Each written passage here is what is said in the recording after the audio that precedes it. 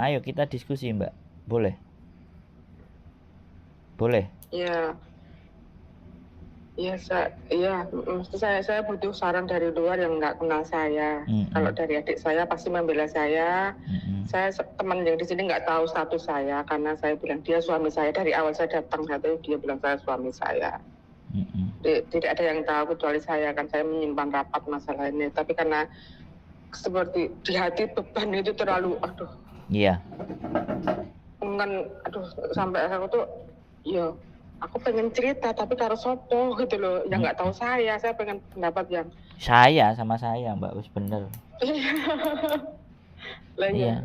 Nanti coba ya, jadi kasih deadline keputusan terakhir, habis itu selesaikan blognya, sampein kasih tenggang waktu, sudah cerai apa belum, bagaimana dan seperti apa.